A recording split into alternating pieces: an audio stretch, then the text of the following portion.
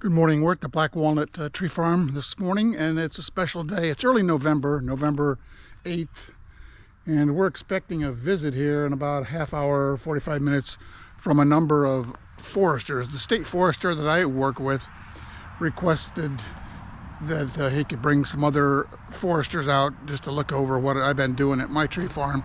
So I'll flip you around to show you what we got going on here. It's, like I say, early November. He wanted to show the other foresters the work that I've done over the years, and it's probably time to remeasure annually now for the second time the trees that are marked in blue. Over there I think you can see the number 1 on that tree, right behind the one with the tree shelter. And so everything goes as planned. They should be here shortly, and if they agree, we'll have them in the video, and we'll get questions and answers, I assume, and we'll go from there. So more in a minute. Yeah, it was tough to select some of these, and then you have to look at other factors of it too. It's like, okay, well, first it was, form. The second one was, what kind of live crown ratio do we have?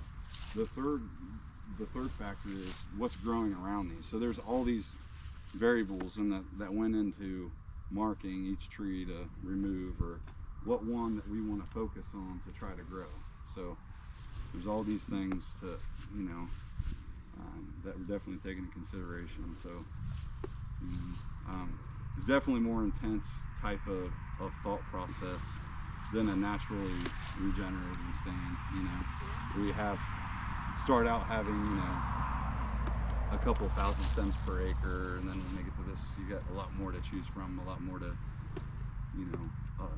so this definitely was more intensive type process, but I enjoy the challenge. It gets you thinking about different things, so we can go on to tree 3. Interesting, and the next time, it'd be interesting to look at if the surrounding trees were just ring girdled as opposed to cut fully, if there'd be a difference in growth and just overall quality. I'm not saying, I don't know if they've ever, I don't know how many people have looked at that in a walnut plantation. It would be several years longer before the release actually happened. So you would think your growth increase on the crop trees would be better in the first 5 years, maybe significantly better in the first 5 years, if all the competing trees were felled rather than just girdled. Doesn't it take a few years for a girdled tree to actually die? I would say walnut would probably be dead quickly. But just having that stem, I guess you can, when you start thinking about timber and him bringing up that natural walnut in the woods, I'm just saying that exposure all at once, you're wondering if you get, just different stresses to that tree. Epicormic branching, that's another thing that really goes into consideration too. Is you don't want to thin it out too much to allow too much sunlight to get through the tree canopy to be conducive to these epicormic branching, or this lower branching. So that's what I was wondering with the four-sided, if that, So this one here, Vince, we got, when I measured this the first time, which would have been the fall of 2022, which was last fall, it was 9.5 inches, and even with those drought periods this summer, it still managed to grow, but at a marginal rate. So it's 9.7 inches now. So, but it's still growing. Like this tree, you look at the epicormics on it, and like some stands I've seen plantations where the epicormics existed before the actual thinning. Like on white oak, like I've seen. If it's stressed. Because it. I think white oak just some white oak is just genetically inclined to do that. Epicormic. You see it site after site and stand after stand. Clean white oak next to white oak holding on to tons of little sprouts. not as a response to thinning, just in unmanaged stands. Very, very different in how many little epicormic branches they have. To your question earlier about does it do better in the tree shelters or in this, you can kind of get an idea.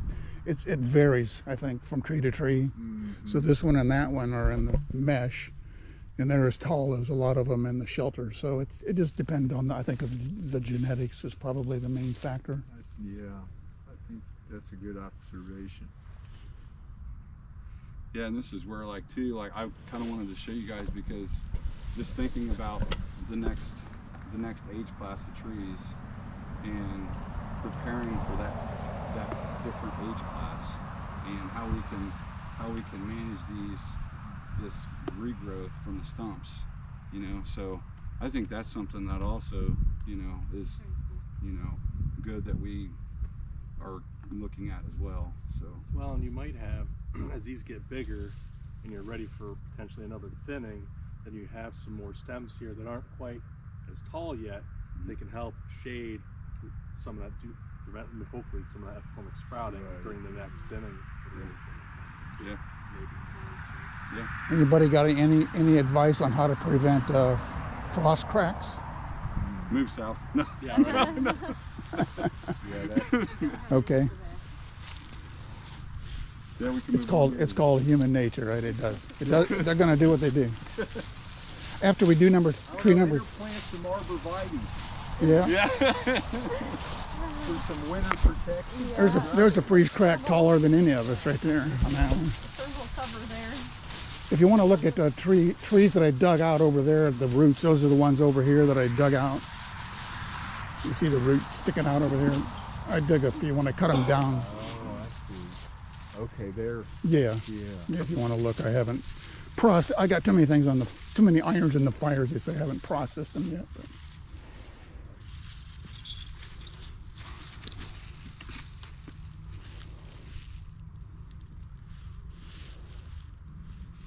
I'm still holding at 12.2 inches. This was a 3-sided release on this tree.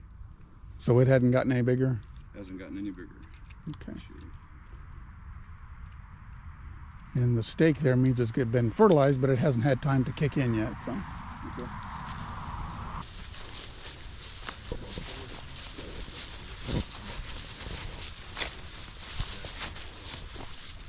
So that's putting it that's about as good as it gets. What's that? 4/10 an inch a year or so of diameter. Almost half an inch a year. Yeah. Oh yeah, I mean for a tree like this. If it's 31 years old, which that's what they say is, like based on Bill's Hammett's data, that, you know, that growth rate, it's about as good as it gets. Yeah. Anybody else want to measure or anything? That is a nice tree. That is a nice. I think Well, when that's what I thought you were talking about when you said it's as good as it gets. I was like, that's a good looking walnut, yeah. I've got one prized tree that I did not plant. If we get over there, I'll show them, right? Yeah. You remember right. the one I'm talking about? Yeah. Oh yeah. Actually, on my YouTube channel, I actually posted 2 videos. I actually figured out how to, remember I had you try to measure it from a distance? Yeah. I figured out how to actually measure it. Okay. So those strips in there that are, go ahead with your number. 13.2. Bigger or smaller? Yes, this one grew. It went from 12.9 inches to 13.2 inches. This is a 4-sided release on this one. So, yeah, that's, Is that too fast? you know, We I don't don't want double, what's that word? Double something. It'd be the spacing in between the growth rings. Yeah. You know, they want that. Veneer buyers want that pretty steady. Yeah. But to me, when it's still kind of this earlier on, I don't think it's going to really. I don't think they're going to scoff at something just because at one period of time the growth ring was a little bit wider than the rest. You know, so I don't think that's going to make a huge difference in that. Somebody actually did a study on that. I think it might have been the University of Tennessee. I got an article about that too. Like, does that really make a huge difference? Is that a make or break for a veneer tree versus just a grade 1 or grade 2 tree even? So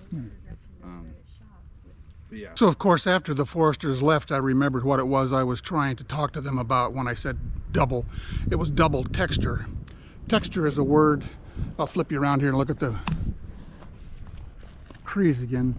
Texture is a word that the veneer industry uses when they talk about referring to growth. There's soft texture and there's hard texture.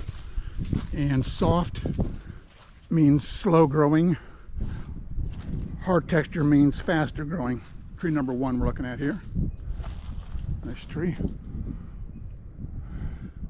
And double texture is a combination of the soft and the hard texture in the same log, and that's not desirable for veneer logs. But there's no way to know what they have until they're obviously cut down.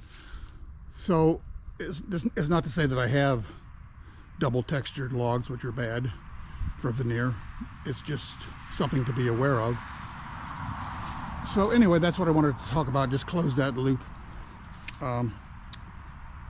The growth rings, what I've also read is that you want, for good veneer logs, you want about 6 to 9 growth rings per inch. So when you figure that out, you could do the math. It's going to take a long time for a let's say a typical 28-inch diameter veneer log to reach that, you know, decades to get that size. Anyway, I was glad the foresters came. It was I think a shared learning experience. They learned something seeing what I've been doing, and of course I learned talking with them. If you have any questions, just drop them down in the comments and I'll do my best to answer them. More later. See ya.